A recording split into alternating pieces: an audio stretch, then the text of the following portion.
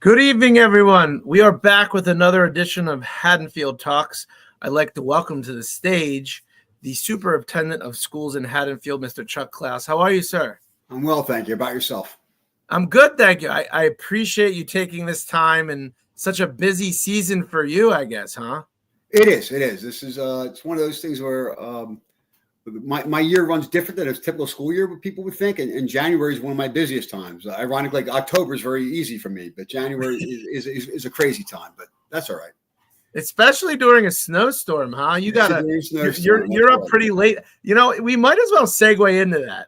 I would love to hear, because there's so much intrigue. I've never actually pulled apart and done the anatomy of a superintendent, let alone the superintendent of Haddonfield, which is a pressure cooker, I'm sure. They all are, yeah. But so what happens when these storms come about? What is your day look? Who are you speaking with? Everyone and anyone. And so this was actually pretty easy. Yes, today was actually a pretty easy call, right? Because you had a long storm. It ended at a time it would be hard to clear the buildings, get them all ready to go. But I'm on text strings with my head of facilities, my grounds people. They're in touch with the public works, the Haddonfield, to talk about the work they're doing.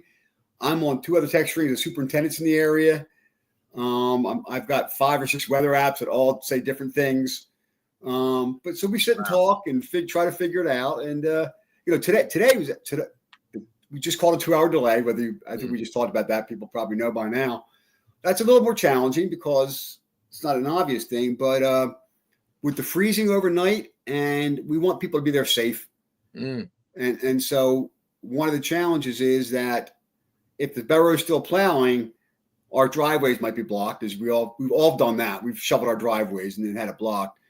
But we've also lost a significant amount of parking in our schools because of the amount of snow. No. So our teachers need to have time to get there safely, find a place to park because their parking spot might be gone, and get in and get ready to start the day. So we just thought, safe side, let's call it a 2-hour delay tomorrow and make sure everyone gets there safe and we can have a good day. How does that? So I know you have to legally be in school for a set amount of days per year. 100. Oh, it's 108 days. Yes. So all of these delays and these missed days, they all get factored in, and how much can you actually feasibly push back in the? Well, you get out in June, I guess. We get out in June, right? Yeah, we're out in June. So we have 181 days scheduled on our calendar. So today's a free day, so we won't have to make this up. If we have any more days off for emergency closing, we eat into our spring break. Got it. So it'll begin the spring break. So the next one will be the Monday spring break. We'll be in school. Okay, got it. And then after that, the Tuesday, Wednesday, Thursday. So it could feasibly eat the whole spring break if you get a bad winter. It could. And, I have not been thinking that way, but now that you bring that up, Chad, I will now not sleep tonight because. So the decision to do these things, you're literally talking to 20. I mean, it's a lot. It's a lot, and it's all day. And we started this conversation last Wednesday. Oh wow! Yeah, that makes so sense. We start that, and we started as soon as we start getting the early ones in, and we have our facilities. Tim McFerrin's the head of our building and grounds, and he's great. And our team was out there yesterday. They got on site around 12 or 1 yesterday. They were there till 9. And then they went in today around 7 and worked until noon. And if we decided to go on time tomorrow, they'd be in at 4 tomorrow and make sure it's clean. So they do a great job. This was particularly a very challenging for those of us who shoveled today. And I shouldn't be shoveling at my age, but I still shovel today. It was a hard shovel. Like yesterday was a lot of snow, and today they had the ice on it. So they even with the equipment, it's a challenge for them. But they do a great job. So. We'll be ready to go tomorrow. A little late. Kids get to sleep in. My son was thrilled. Yes, all the kids are thrilled. Yeah, I tell the kids when I meet, I go to classrooms, spend time with students, and when I meet with kids, superintendent, I try to talk about what I do as a job, and I said, I'm the guy who closes schools for snow days, and then I'm everyone's favorite. So tomorrow, I will make sure to go into schools tomorrow to walk around and see kids so they can thank me. But I also make them promise they go out and play in the snow. So if I call off school for snow, you're not going to play video games. You're going to go outside and play, right? And so I try to get them to do that. It's interesting. Now, how many students? It's funny. I look at Haddonfield. I came from the police chief and I actually went to the same high school. Okay. And not at the same years, but similar areas. And I came from a super small area. I graduated with 125 or 130 kids. All right. How many kids per class is Haddonfield now? Right around 200. It seems bigger though. I don't know why. Haddonfield seems larger, doesn't it? It feels because we're at a lot of grade levels. We're at max. So it feels bigger because we're packed. Yeah. But when I was principal, we never got more than 180 kids in a class, right? So now we're generally over 200, 210. So it has gotten bigger in the last half a decade. Yeah. When I first got here, we were 165, 170. So Wow. it is growing. So it is a growing population. I mean, I guess there's only so much capacity too, right? I mean, and it's more so. I mean, middle school and high school, you can do some scheduling stuff and tweaks and stuff. But in the elementary school, with class max sizes at 25, I think Central Schools got like 4 spots. Right? That's how credit we are. And right now, excuse me, there are 50 students attending Elizabeth Haddon who either live in Tatum or Central sections of town. Wow. Because those 2 buildings are that crowded. Yeah, and it's funny, when you navigate this system as a parent, it is super nerve-wracking. Oh, yeah. Because I never understood, and my children are elementary, but you don't necessarily get the school closest to you physically because it all depends on capacity, right? Right. So ideally, if we were under capacity, you would basically be the closest school. Although there's areas where the map is a little quirky, where you might be a little bit further. But right now, because we're simply at capacity, we have students traveling past their school and their catchment to go to Elizabeth Haddon. Got it. Well, I got a lot of fun. It's funny, as we're talking, more and more things pop up in my head that I haven't even thought to ask you. But talk to us about your journey. So how did you become superintendent? What'd you do educationally? What was your experience? I almost have no idea how I became superintendent, to be honest with you. So I started off, I went to Boston University. I actually started off as Purdue as a freshman. I transferred to Boston University and I graduated from there. Wow. I had my master's from Wilmington University. I came to Haddonfield in 1993 as a wrestling coach. I was teaching somewhere else. Really? Yeah. And then in 94, I came here as a teacher. What'd you teach? English. English. Okay. Yes. Oh, that's my worst subject by far. That's okay. Too many commas, man. It's too many commas. I just put commas everywhere. Yeah. Well, if we want to debate the Oxford comma, we could do that for a while. Though, and then I became in 2011, I think it was 2009. I'm sorry, I became the assistant principal of the high school. So they created a third. They used to have just 2 administrators. They created a third administrator, dean of students, and an assistant principal. I became the assistant principal of curriculum instruction. I was there for a couple of years, and then I went to Central School to become the principal there for 1 year. Okay. It had been the first time it had been in an elementary school since I was 11. Okay. But it was fascinating. I learned so much there. I will tell you this, that there is nothing in life that will prepare you for the first day of lunch for first graders. It was just, I was terrified. And then I had gone from the high school to there. And in that time, some people changed, things happened. And the high school principal, Mike Wilson, became the assistant superintendent, and they moved me to the high school principal. Oh, wow. Okay. Yes. So I was there for a while. And then in 2018, I think it was, there was a change in central administration. The superintendent and assistant superintendent left. They brought in Larry Mussolini, and he brought me in to become the interim assistant superintendent, then assistant superintendent. And then Larry left, and in July of 2020, I became the superintendent of the school. So I've been there. This is my 6th year now. And I'd like to tell people, or don't like to tell people, I think back with terror that I took over in July 2020. We all know what was happening then. Yeah. My first board meeting was virtual, as you can imagine. There were like 2,500 people online watching it. Wow. And it went for a full 4 to 5 hours, and we had to come back 3 days later for another one of those. And that was my initiation into the job was that working our way through COVID, which I think we did very well. Yeah. I mean, to be totally honest, I think people did as well as they could, right? Right. Yes. I mean, with what you had, that's nuts. Shoo, what a time to come in. Yeah. So it sounds like it happened quickly for you, though. I mean, you spoke through it quickly, but it doesn't sound like from principal to superintendent happened real quick. Yeah. There were little steps along the way, but from principal to superintendent did happen very quickly. Yes. Yeah. Yeah. So I guess a couple questions that come to mind is, what is the difference in the jobs from a macro view as you're going through the ranks? Does it become more corporate, political, managerial, as opposed to the day-to-day of the school itself? It certainly becomes more political. Yeah. So I will tell you this, and I say it all the time. I think high school principal might be a harder job than superintendent. Yeah. You're in the grind. You're making decisions on the spot.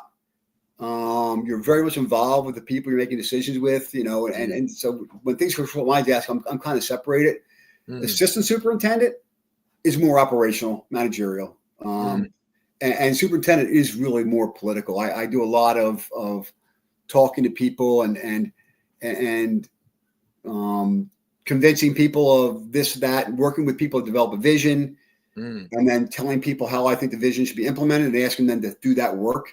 So it really is more of that political, and especially like we've seen it recently with the bond referendum, and now with the budget challenges we're having, being out in front of things and trying to communicate the challenges we face and possible solutions really is the bigger part of the job. And I'm fortunate I have a great team with Mike Catalano, our business administrator, Gino Priola, who's our assistant superintendent, who are great with details and focused on that operational stuff. That I do have some freedom to get on that the 3,000 foot look down on things. It's very I'm very lucky to have that.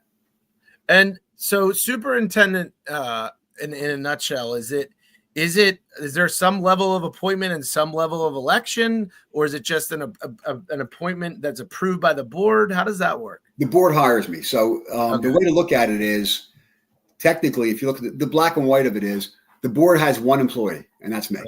Got it. And then everyone else works for me, right? So the board of education, this is not how it works in practicality, because it wouldn't be realistic. The board of education hires a superintendent, evaluates superintendent, and sets policy. And so you could say that everything that happens in the school is my job to make that happen. I make all those decisions, and the board just says whether I did it well or not.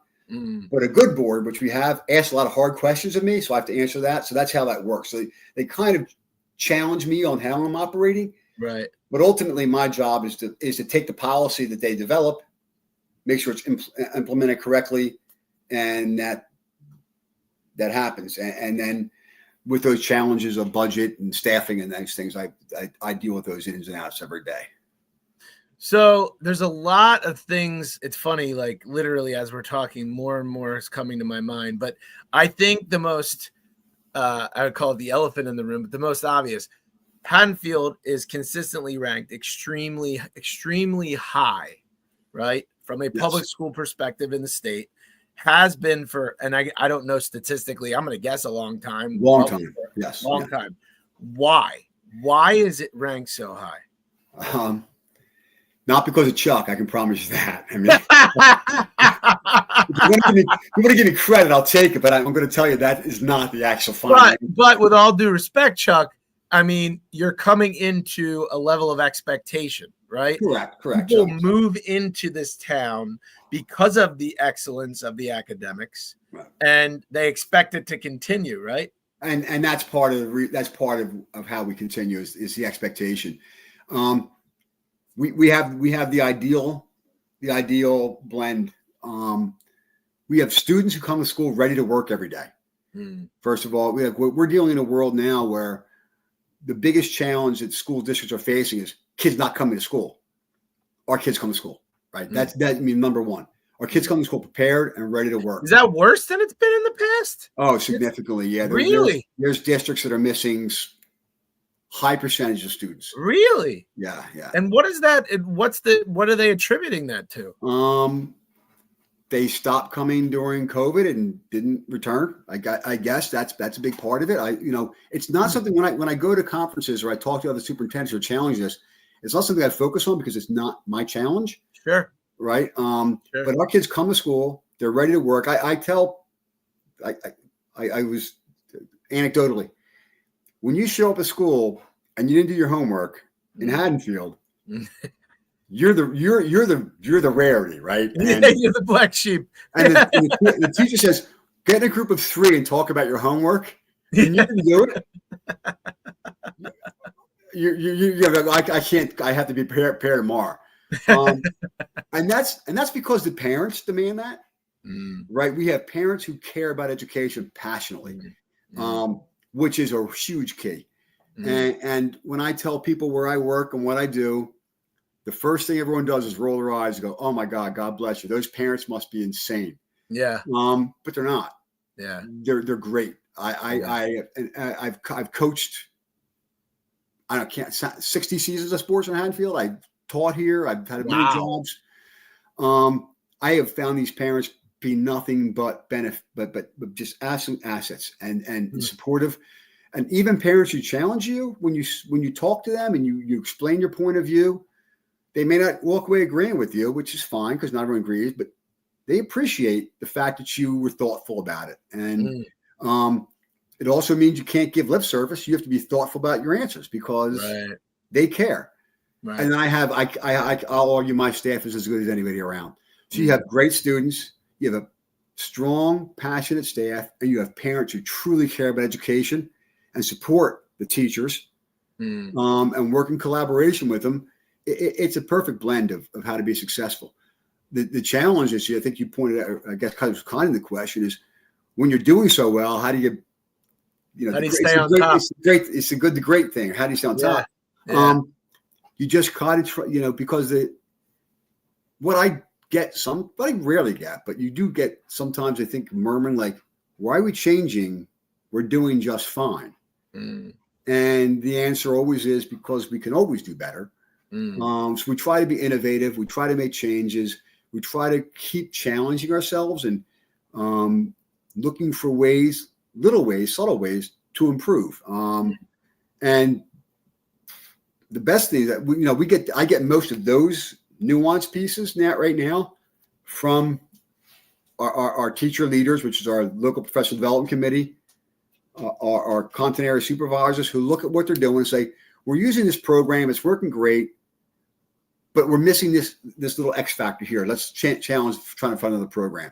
And we got a lot of initiatives started at those levels that are seeing changes. And one of those, like our math change to iReady, is really a look at saying we were doing well in math, but I think the kids are doing well on one level, but I think they can go deeper and understanding deeper math concepts if we nuance this in one of the different ways. So that's the kind of things we're looking at doing all the time. Got it. Yeah, it's interesting when you talk about it. I guess you constantly have to be evolving and critiquing curriculums, especially as as generations change, right? And their types of learning. Because I'm gonna tell you the truth. My son brings home that homework, man. I'm struggling with, I don't know what math. I don't know that math at all. I'm like, what is this math? That is true. That happens in my case too. That they are doing. I was in a second grade classroom the other day at Elizabeth Haddon, and they were working on stuff. I'm walking around talking to kids, and I started getting nervous. As if somebody asked me a question, I'm not going to know what I'm going to do. I'm going to think about getting out of here quicker than I was planning on getting out of here, just in case they asked me help with one of their questions. Because I was scratching my head a little bit with it. So it's funny. You mentioned the two pieces, well, the three pieces, which is the children being so eager, the supportive parents, and then the excellent staff. So the parents and the children, you have less control over, right? But when it comes to the staff, what is it? I guess my question is, when you came in, how structured was the actual staff component of it, and what changes did you make along the way that you thought were necessary? But the staff had been solid, so I didn't do many major changes in that. Is it a highly are general staff positions in the Haddonfield education system highly sought after amongst the education community? They are. So this is the message we pound to all of our administrators. The most important thing you do as a building leader is to hire the right people, right? And I'll even say this. The second most important thing is, if they're not the right person, let them go, right? I mean, they're the two things. You got to hire well. You have to be willing to fire, let go people who I've fired. That sounds awful. Right. That's true, right? That's what you have to do. Absolutely. I mean, it's hard to fire these days, though. I mean, you really have to document, right? Right. True, you do. Yeah. But especially in a job where, when you get tenure, it's a job for life, right? So you have, you're affecting a lot. You're affecting not just 2 years. You're affecting thousands of kids. So we really place a strong emphasis on really hiring well, strong evaluation, and if it's not a right fit, moving on from the person. Yeah. And that's something we've spent a lot of time focused on. We've always done that at Haddonfield, but we know that, and we also know right now there's with the climate education today. And you talked about a desired position. There are positions down in education. World language teachers. They're hard to find. Right. Science teachers. You're going into, you're a chemist or a physicist. You have a degree in physics. You're going to go teach for X when you can be in the industry making 3 times that. That's true. I never thought about that. We have hard to find positions. We'll call people. Yeah. We'll find out who's good in this job, and we'll call them up and say, hey, would you consider applying to Haddonfield? Because we value excellent teaching. The other thing we do too is we'll hire experience. There's a lot of districts who, because of budgetary reasons, will only hire kids right out of college, which we hire a lot of kids right out of college, but we also know that there's going to be a time where we may have to say, hey, let's find that experienced person, because we know the value of this position. We know the challenge of finding the right person. We'll budgetarily we'll take the hit, but we'll have to figure it out somewhere else, because we want the best kids in front of our students. I mean, the number one factor for a kid's positive education is the adult standing in front of them every day. The number one effective thing for a building is the principal who stands in front of those teachers. These are all, it's not rocket science, but it's been documented through research too. Yeah. So they're the things that we really value. I'm in a people business. How much of that came from you, and how much of that was something you stepped into? Was that environment and culture there, or did you? It was there. It was there. I think I speak perfectly to that. That's who I am, and that's what I've always believed. So me walking in there, I didn't have to adopt that. If that wasn't the case, that's what I would have made it. Right. I think if you ask people who've known me for a long time, who've known me in my different roles, that's what I valued. I valued those peoples and those peoples. Gosh, goodness gracious, my name was those people in those classrooms working with kids, and when I was in the classroom, that's what I always felt too. So that's right. It's my philosophy. It was the foundation of Haddonfield. I would say the one maybe different thing that my predecessor Larry kind of took over, and I really believe I've strengthened is in education. Even though it's a people business, and it's a relationship business, we tend to silo ourselves. I sit in my classroom, you sit in your classroom, I teach my kids, you teach your kids. And even more so, we have 3 elementary schools and a middle. And so really trying to break down that silo and have people talk across classrooms and across buildings. I took 2 elementary school teachers on a tour of the high school last week to kind of say, you start up, this is the foundation you build. Let's see what that looks like 8 years after you build it when they're walking around. And I'll take high school teachers and go down and do the same thing so they can see where the foundation's made. That's a cool idea. Yeah. It's a K-12 system. And we need to know what's happening everywhere else. Along those same lines, 3 years ago, at a board meeting, so a person made a public comment about the music program, how it was suffering, and she was right. So we want to deep dive, and what we realized is that we had 3 music programs. We had a K-5 program, a 6 to 8 program, a 9 to 12 program.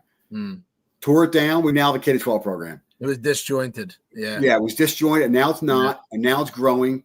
And I think the middle school is going to Hershey Park with their band. It's like half the school, 3/4 of the school. It was really real nice success story. But it was breaking down those silos and becoming a K-12 span. And that's something I really believe strongly about. I've been trying to make sure that's in place. Interesting, really interesting. And so I'm curious. We talked about a lot of the things that Haddonfield does well. What do you think are the things that, I don't know if I should say challenges or things that you don't do that well that you'd like to see do better? Wow. I should have been prepared I should have thought that question was coming. It's always one of those things. I'm pretty good, Chuck. Yeah. I think that I would go back to maybe not do well, but always the area of improvement. I'm passionate. We need to be. We're good writers. We will be better writers. I'm loving to see. We now use framing your thoughts in our elementary school district and our elementary buildings, which is diagramming sentences. I mean, I'm sounding old school as an old school Catholic school boy.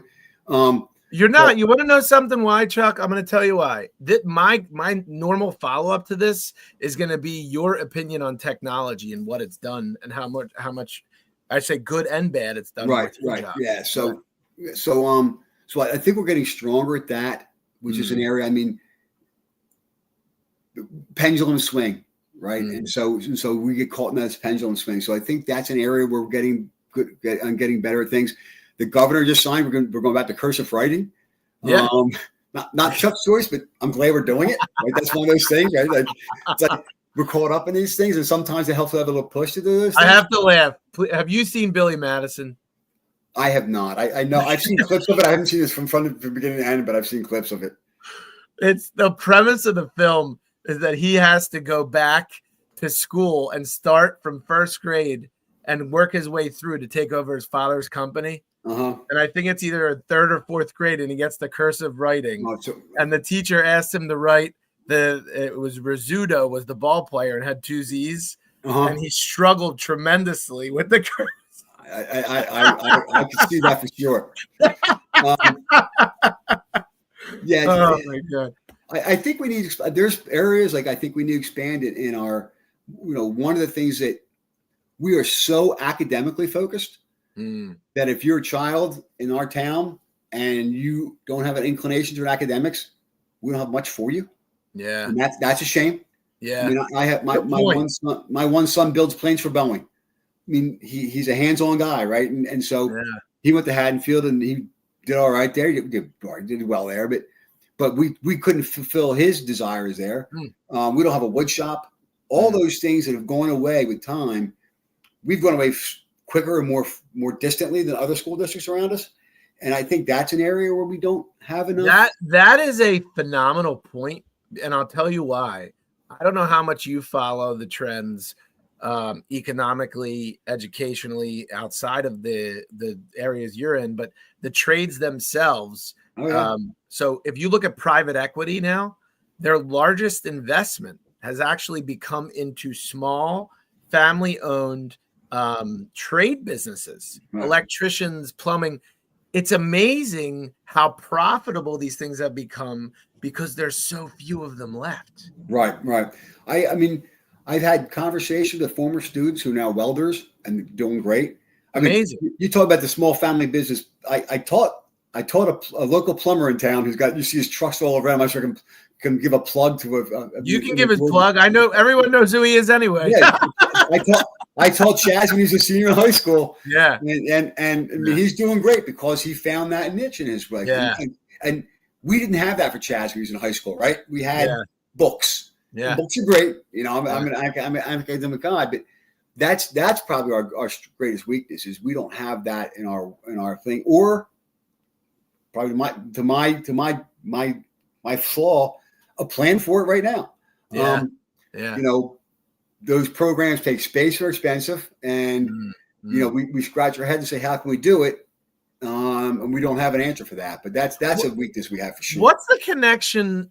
It's funny. I've seen this somewhat on the Facebook groups when or high school age children or kids, I should say, I'm getting old now, when they want to get professional experience.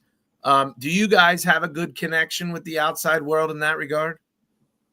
Postgraduate, or well, even as they get like towards the end, like I guess, do you call them internships, externships? What do you guys call it? We do not have a great deal of externships now. Okay. Another, you know, we try to align some people when we can. You know, we have what's called a concentration of studies, where if you want to look at medicine, you take certain courses. We try to get you an externship. You work in an externship, and you get a certification for that. But that's a place where we used to have that, and in our business department, and that went away as when managing personal finance became a requirement for every student to take. We have our business department is one person. Yeah, he's got to teach all 800 kids managing personal finance. Wait. Your business department is one person. One person. So I'm going to put this out there, right? There you go. We have probably some of the most successful people in our microcosm, right? In Haddonfield. Yes. In business.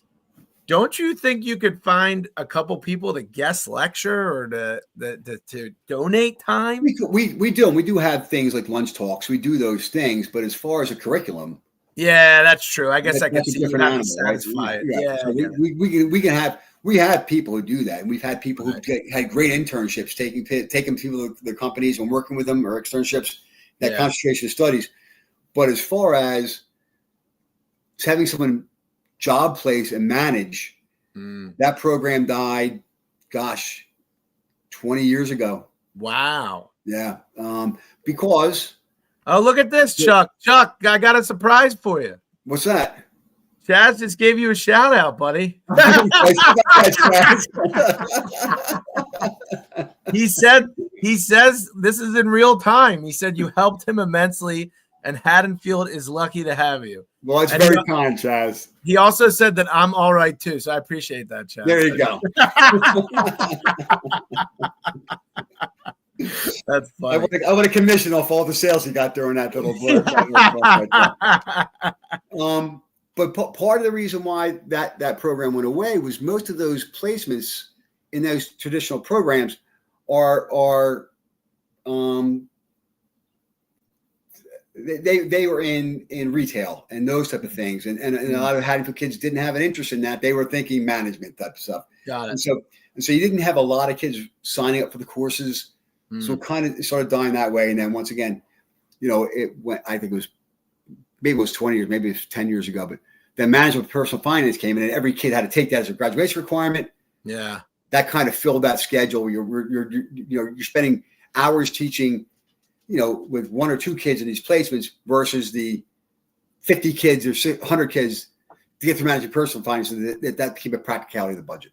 Yeah, that makes sense. Yeah. I mean, I guess that's the tough part, is while you're trying to, you know, cater to everyone's desires and interests, you still have to hit your hours and curriculum for them to legally graduate. So I hit the $1 billion lottery a couple of weeks ago. Who knows? We would have a whole bunch of stuff in Haddonfield we don't have right now. That's true. That's valid. You know, it's funny. People are very quick to judge without thinking about how difficult it is just to meet. I mean, you, in addition to making everyone happy, you have a job that you actually objectively have to do, right? Yeah. and there's requirements. There's requirements the kids have to get X number of credits in this, Y, and that, and Z and that. Yeah. And, you know, in a school district with which is we're average size, group 2, we're decent size, but our fine and practical our fine arts department is large, but our practical arts department is kind of small, but all those kids still need the credit. So we have to have programs that can not just meet those credit demands, but also handle large groups of students. Right. If we put in a TV production studio, which would be very expensive, but you might only get 40, 50 kids a year interested in that, right? Right. Foods and nutrition, there's 200 kids. So right. we're able to there's a scale in that. We need to be able to process 200 kids through our practical arts, not 40 or 50. Otherwise, sense. Kids can't graduate high school. That makes sense. And how often are you guys doing what we call, like, I guess, the exploratory part and looking at new stuff? Is that all the time? Yeah, all the time. Okay. So we're looking at it all the time, and right now our graphics department. So we have our 2 art classes, and then we have a third, which is kind of a design graphics, computer graphics thing. That is evolving constantly as kids' interests grow in design versus digital photography. So it's always growing with what the kids, and the course is almost set up like you sign up for the course and then you figure out what the course is going to be as you go through, because it's kind of made to kind of do that. And so that those courses change every other year. And so we're always looking at that type of stuff. One of the challenges with wholesale changes are budgets, right? So if we wanted to put in a wood shop, which we don't have space for, but if we did, that's $1 million investment. Yeah. Just in equipment, right? And then try to find a wood shop teacher is B. But as you start looking at some of those programs, just to be able to put into play what it would take to be able to, the foundation for it is really tough. Yeah. You never think about that. You always just think, why don't you just do it? But you don't think of that, everything else involved. It's interesting. I want to ask you a broader question. What do you think on an average, and I'm going to go high school now. Right. What's the pressure like nowadays on an average Haddonfield student? It's immense. It has been for a long time. It is. When I became principal in 2012, maybe whatever it was, one of my goals was to take some of the pressure off the kids, or whatever phrasing I was. It was the wrong goal. The goal really should have been how do you have them deal with the pressure better, right? Because I could take a lot of pressure off kids, and then all of a sudden we're not getting into the schools we're getting into, and it's just not the same school. Test scores start dropping and this and that, but there's all kinds of pressure.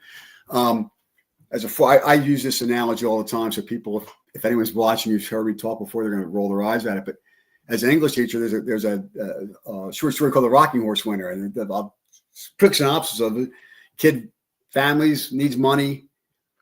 Kid rides his rocking horse and he hears a walls whisper. That's the whole thing. And he rides harder. And the harder he rides, the more they come into money different ways. And he rides so hard he dies. It's a sad story. But like I said, the walls of that high school whisper.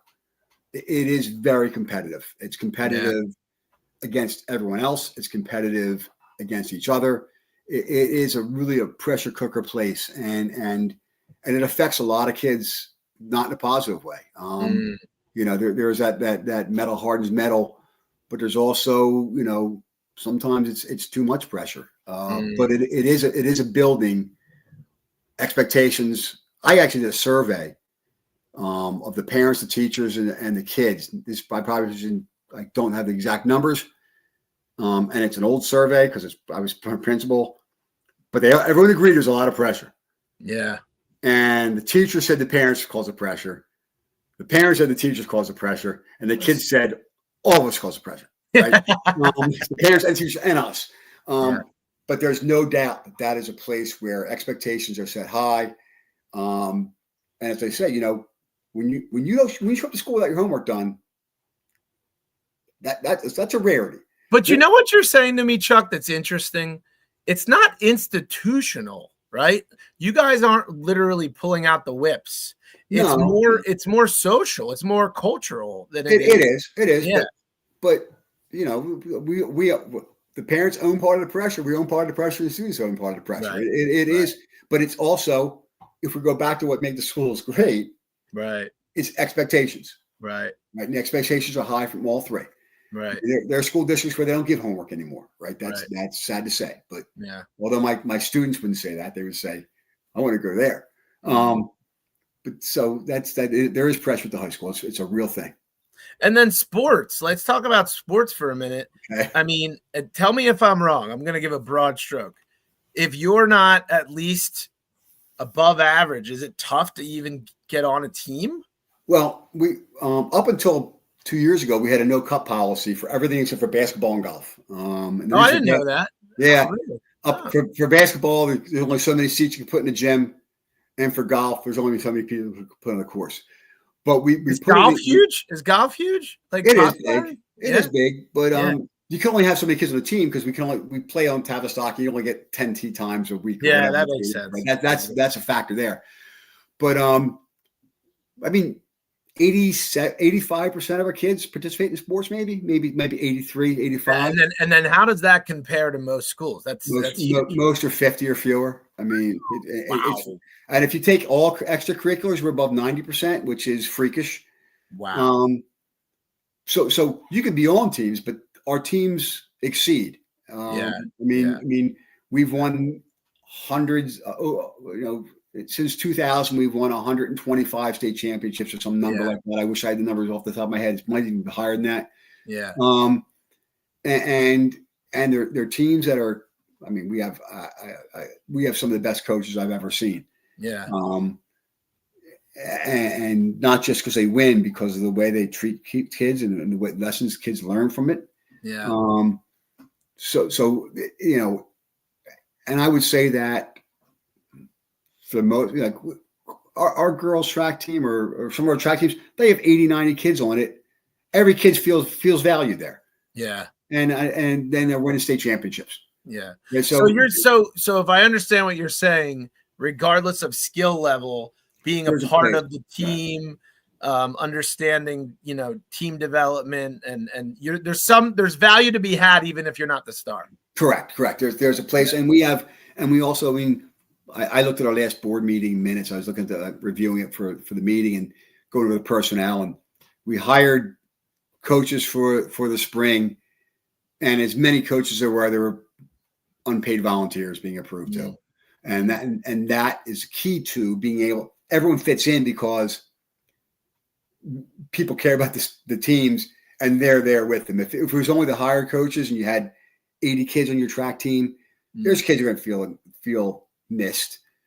But when you have the 4 paid coaches and 6 volunteer coaches, everyone finds someone they can connect with. Yeah. Our sports program and our extracurricular programs, I think we were just named in niche the number 1 public sports school in the state. I saw that. Yeah. Yeah. So it's another place where high expectations, professionalism, kids coming, ready to work, willing to work, wanting to work, and it doesn't help. It doesn't hurt that, the parents are there in the stands supporting them, and the parents are there, supporting the booster clubs, which do a great job, and all that stuff. So it's the same formula. Yeah. I mean, it's so funny when I'm listening to you talk though, because you're very much a friendly, laid back. Like I can tell it's really that you're taking on. I mean, this is legacy at Haddonfield. Sports has been a big thing at Haddonfield for what? Forever. It's amazing. It's funny, and I talk like an outsider because I am an outsider. Like I'm like everyone else. Right. I came here because I wanted my kids to have the education, and then when you get into the nitty gritty of it, it's like a catch-22. You love it. It's a great town, but then you're like, oh man, I hope my kid's good. Because it's a lot of pressure, academically and sports and all that other stuff, but. Listening to you talk makes me feel a little better because it makes me think that the kids don't get lost, right? no matter where they are. That is absolutely one of our goals for our administrative team and for us as a district is that, I do worry about if you ask me what I worry about with kids. You didn't ask me that, but I'm going to throw the question out there. Yeah. And there's every district, every level, but there's going to be your high flying, great kids, everything, right? The top 20% or whatever, they're going to be great. Yeah. And your bottom 20% or 30%, they're identified. They get extra attention for their special needs or this and that, the other thing. But there's kids that go to school, who the phrase I used to say, they succeed out of obligation. They come to school every day. Their homework's done. They are polite, and they get their 89, they get their 85, and they go through, and they're just fine. Right. And sometimes I wonder how many of them could be great if we could tap into them being more than just fine. You know what I mean? It's like I look at kids who, when I was a teacher and when I was a principal, and I talked to my high school principal, I talked to my principals all the time, like, are we missing opportunities to inspire kids beyond just being a student? And when we talk about that stuff with the trades, where we don't have that opportunity, if we had that opportunity, some of those kids who are succeeding out of obligation might find a huge spark. And absolutely, yeah. I think we see that the most with our fine arts programs, where we find kids who they go through school and they're doing great. And then all of a sudden they get into that art class, they get into that music program, and they really fly high there. And that's one of the things that I do sit up and I say, are we missing some of these kids? And I've been working with my middle school and high school principals, because that's really starts to see the diversion of that a little bit more on how we can identify those. And we're out looking for, you talk about looking for curricular programs. We're out looking for ways, other places where they find this, and they try to say, how do we make sure everyone is tapped to their fullest? And sometimes the answer is they don't want to be, right? They're very happy. Some of those kids who I'm talking about right now, they're like, that sounds like a perfect life to me. Yeah. And leave me alone. I want to be this way, right? That's fine. Yeah.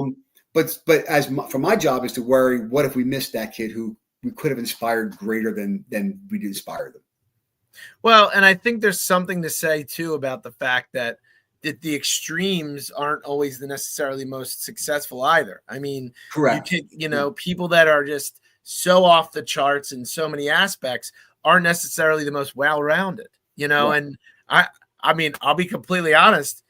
I was a good student. I wasn't phenomenal, but I have always had a good personality. And I always felt like my social skills and my personality took me further than the other stuff. Oh, absolutely. There is, and I will say I was a successful student, but I was a good student. I could remember everything you said when I was 15 years old, and then on the test next week, write it back down. Yeah. That was my student experience, right? Yeah. It's very different today. I would not be a successful student today unless I changed my habits. Yeah. But I also would say that a lot of my success I found in my career is I'm a pretty good leader, and so people will trust me. I work well with people, and I have I'm good at building teams, and that's where my success is. Not necessarily my knowledge of state funding formulas. Yeah. My skill set tends to be more in building teams and having teams grow together. Yeah, that makes sense. And that probably makes the most sense in terms of what you're doing now, I would think. Yeah, I agree. How's the food? How's the food? Yeah, how do you think the food is? I'm just curious. What's your opinion? Yeah. Yeah, it's better than the square pizzas I used to get. It's pretty good. What do you think of the food? I don't know. It's pretty good. It's funny you ask that, because they do the kids write essays for change in the 5th grade, and Mr. DeFilippis at Tatum has us come over every year to talk to kids, and they'll there's 3 topics that come up every year: lunch, homework, and 3-day weekends. And we all want all 3 of those to be better. But the food is it's better than the food we used to have. It's not great. I love this answer, Chuck. I feel like you're giving me the real answer, but dancing around it. I like it. and for Haddon Tatum, the food's made at middle school and brought over. So there's a little bit of that too. But the high school's got a pretty nice setup. Chuck, I want to ask you an honest opinion, right? I can't leave this podcast without asking you one thing. Yep. Don't you think it's crazy we don't have buses? Well, no, because we're 2 square miles. And that's the mandated bus. Oh, man, I thought I was going to get you to say something else. Okay, all right. I wish we had a bus. A bus. Come on. We have buses, but we use them for certain routes. But we interesting thing. Our budget for transportation is over $1 million, even though we don't have buses. Just for athletics and for students with IEPs who need busing. Okay. But since we're under 2 square miles, we don't need to have buses run, and we won't do courtesy busing because it is very, very expensive. Yeah. When we take a trip if we're playing Haddon Heights in soccer, and we don't have a bus driver because our bus driver's making other runs. We have to go to our people we contract with to run that soccer team to Haddon Heights, watch them play soccer, and come back. $550. Wow. Wow is right, and we have a lot of sports teams, and so that's why our buses. That's one as we attack our budget. That's one of the areas we're trying to look at. How can we be more creative with that? Because you said we don't have buses, but we spend $1 million in buses, and well, that's all I see. Then I don't have a bus for my kid. All right, and I'm going to get you with one other. I walk to school. I live further away from my office than anyone in town lives, and I still. Do you walk? And you walk all the way? Yeah. Yep. Wow. All right. God bless you, man. Yeah. All right. So the full day kindergarten. What do you think? We'll have it in place, or hope. No, are you happy about it? I'm happy about it. I'm thrilled about it. That was one of my goals. That's one of my goals when I got in. Was to do that. I think it was. I think I used the word. I used it when I was running for embarrassing. The fact that we don't have it right now. Yeah. It really is. It is disservice to those students, and I'm excited we're getting it. I wish I could have it happen today. We're on track. We're hoping to have it 27, 28. Construction is going to be a big part of that. If not, we'll definitely about 28, 29. I'm looking forward to it. I can't wait to be there the first day when it happens and meet the kids coming in. You look back on your career, you say, you retire, what are things you're happy about? That'll be one of the things I'll look at and say, I'm really glad I did that, because I think that's cool. What we really needed. Yeah, that's really cool. No, that's really, and it's funny. You just segued in. So how much gas do you have left in the tank? Oh, I don't know. I'm young. I'm 62. I'll be, so I still have some more time left. I mean, my contract's up in June, but the board's talking about a new one. So we'll find out next couple of months if they really want me or not. Well, Chuck, if you need to come back on the podcast to help your case, just let me know. I always love this. So you ready? Look up at the timer. Look how long we went. Wow. Right? Yeah. Feels like only a minute. Well, I appreciate your time on a very busy Monday night, especially in the midst of the storms that are here. That's right. Especially since my bedtime's 8:30, so I'm well past bedtime. I figured that, man. Yeah. Well, I'm going to let you go. I want to thank you so much. I had a really great time talking to you and really learning about you and all that good stuff. I enjoyed it too, Chad. We can do it again if you want to. Oh, 100%. Well, I hope everyone out there enjoyed it too. The full episode will be up on our YouTube page, and I'll be putting up all kinds of reels in the coming weeks. And Chuck, go get some sleep, man. I know you're tired. Thanks. Have a great night, Chad. Have a good one. See you guys.